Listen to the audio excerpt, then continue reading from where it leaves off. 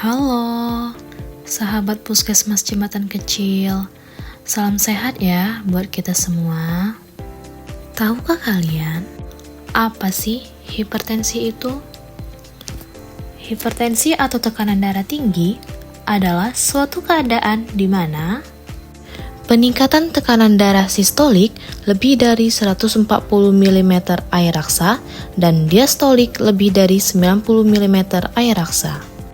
Penyakit ini sering disebut the silent killer atau pembunuh diam-diam karena sering tidak menimbulkan gejala atau bahkan keluhan. Pengklasifikasian hipertensi berdasarkan tingginya tekanan darah menurut JNC8 terbagi menjadi 4 kategori, yaitu normal, prehipertensi, hipertensi tingkat 1, dan hipertensi tingkat 2. Di mana tekanan darah normal, sistolik kurang dari 120 dan diastolik kurang dari 80. Prehipertensi, sistolik 120, diastolik 80 sampai dengan 90. Hipertensi tingkat 1 dengan sistolik 140 sampai 159, diastolik 90 sampai 99. Dan hipertensi tingkat 2, sistolik lebih dari 160 dan diastolik lebih dari 100. Dua faktor resiko hipertensi. Pertama, faktor yang tidak dapat diubah, seperti usia, jenis kelamin, dan genetik. Kedua, faktor yang dapat diubah, seperti obesitas, pola asupan garam, stres, kebiasaan merokok, dan aktivitas fisik. Gejala hipertensi. Tidak semua pasien hipertensi mengenali atau merasakan keluhan maupun gejala. Namun, biasanya keluhan berikut yang biasa terjadi, yaitu sakit kepala, jantung berdebar-debar, gelisah, penglihatan kabur, dan mudah lelah. Mengapa hipertensi berbahaya? Hipertensi berbahaya karena jika tidak dikontrol dengan baik dapat menyebabkan komplikasi. Komplikasi hipertensi dapat berupa penyakit jantung, penyakit ginjal, gangguan penglihatan, stroke, dan bahkan dapat menyebabkan kematian.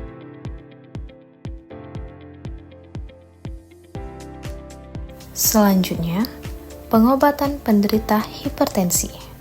Yang pertama, dapat dilakukan dengan terapi non-farmakologi yang dapat dilakukan dengan merubah kebiasaan gaya hidup sehat seperti melakukan aktivitas fisik dengan aman, tidak merokok dan mengkonsumsi alkohol, mengurangi asupan garam, karena penderita hipertensi disarankan agar mengkonsumsi asupan garam tidak lebih dari 2 gram per hari, dan melakukan penurunan berat badan atau diet. Dilakukan dengan cara mengganti makanan tidak sehat dengan memperbanyak asupan sayuran dan buah-buahan. Kemudian, pilih jenis daging yang baik, yaitu daging putih seperti dada ayam tanpa kulit dan ikan seperti tuna atau salmon. Lalu, pilih metode pengolahan yang sehat seperti memanggang dan merebus. Hindari konsumsi makanan yang diolah dengan cara digoreng atau menggunakan bahan berlemak seperti santan dan minyak. Kedua, dengan terapi farmakologi. Seorang penderita hipertensi harus mengonsumsi obat dengan cara yang tepat untuk membuatnya merasa lebih baik. Lalu, bagaimana sih cara pengobatan hipertensi yang tepat? Pertama, minum obat sesuai jadwal dan waktu yang sama setiap hari. Kedua, jangan berhenti minum obat atau mengganti obat tanpa persetujuan dokter. Ketiga, tetap minum obat meskipun merasa lebih baik. Adapun contoh obat yang sering digunakan penderita hipertensi. Yang pertama, amlodipin dengan dosis 5 mg dan 10 mg dengan aturan pakai 1 kali sehari, yang memiliki efek samping seperti sakit kepala, lelah, mual, nyeri perut, dan pusing. Kedua, Kandesartan dengan dosis 8 mg dan 16 mg dengan aturan pakai 1 kali sehari. Efek sampingnya seperti pusing, sakit kepala, gangguan pencernaan seperti diare, nyeri perut, mual, dan ruam kulit. Ketiga, captopril dengan dosis 12,5 mg, 25 mg, dan 50 mg dengan aturan pakai 1 kali sehari.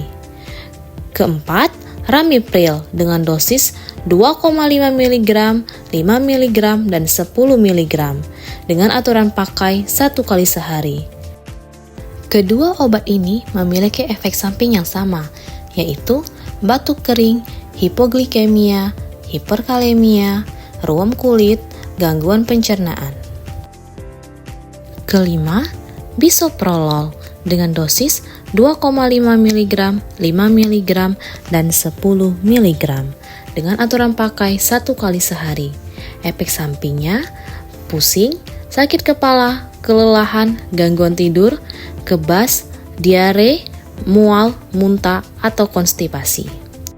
Keenam, propanolol dengan dosis 10 mg dan 40 mg dengan aturan pakai 1 kali sehari. Efek sampingnya gangguan tidur, fatigu atau kelelahan, ruam kulit, gangguan saluran pencernaan, hipotensi atau darah rendah. Ketujuh, furosemid dengan dosis 40 mg, aturan pakai 1 kali sehari. Efek samping, pusing, hipokalemia, gangguan pencernaan, reaksi hipersensitif atau alergi, dan sering buang air kecil. Yang terakhir ke-8, spironolakton dengan dosis 25 mg dan 100 mg dengan aturan pakai 1 kali sehari. Efek sampingnya gangguan saluran cerna, sering buang air kecil, sakit kepala, ruam kulit, dan hiperkalemia. Lalu, penting gak sih pengetahuan itu untuk penyakit hipertensi? Pengetahuan tentang hipertensi sangat penting agar pasien dapat memahami kondisi mereka dan manfaat pengobatannya. Karena jika pasien tidak memiliki pengetahuan yang cukup tentang penyakit hipertensi, hal tersebut dapat mempengaruhi tingkat kepatuhan pasien dalam mengkonsumsi obat. Apa kepatuhan terhadap pengobatan itu? Kepatuhan terhadap obat adalah tingkat kesediaan pasien dalam mematuhi anjuran medis untuk minum obat hipertensi. Kepatuhan terhadap obat hipertensi ini penting karena dapat membantu mengontrol tekanan darah. Kemudian, apakah pasien hipertensi tetap memerlukan pengobatan seiring dengan bertambahnya usia? Dan, jika obat antihipertensi sudah mampu mengontrol tekanan darah, apakah perubahan gaya hidup secara teratur tetap diperlukan juga? Jawabannya, ya masih. Karena semakin bertambahnya usia, semakin besar kemungkinan resiko terkena tekanan darah tinggi. Hal ini disebabkan oleh penurunan elastisitas pembuluh darah secara bertahap, seiring waktu yang dapat menyebabkan peningkatan tekanan darah. Kemudian, pasien hipertensi juga masih harus mengubah gaya hidup secara teratur, karena dengan pengobatan saja tidak cukup untuk membantu mengontrol tekanan darah. Perubahan gaya hidup sangat penting untuk menjaga tekanan darah tetap stabil dalam jangka panjang. Seseorang dengan tekanan darah tinggi harus menghindari makanan yang asin atau berlemak, karena garam dapat menyebabkan penumpukan cairan dalam tubuh yang meningkatkan tekanan darah. Meskipun pasien mengonsumsi obat antihipertensi secara teratur, diet rendah garam dan lemak tetap penting untuk mendukung efektivitas obat dan menjaga tekanan darah tetap terkendali. Selanjutnya, apa ketidakpatuhan terhadap pengobatan? Ketidakpatuhan terhadap pengobatan adalah kegagalan seseorang pasien untuk mengikuti aturan penggunaan obat sebagaimana diresepkan oleh dokter. Adapun penyebab ketidakpatuhan minum obat, yaitu kurangnya pemahaman mengenai obat dan penyakit, faktor kognitif atau lupa, menerima banyak jenis obat, aturan atau jadwal penggunaan obat yang kompleks, dan mengalami efek samping obat. Lalu, dampak ketidakpatuhan minum obat yaitu penyakit memburuk, biaya perawatan meningkat, beberapa kasus dapat berakibat fatal, bahkan kematian. Baik, terima kasih.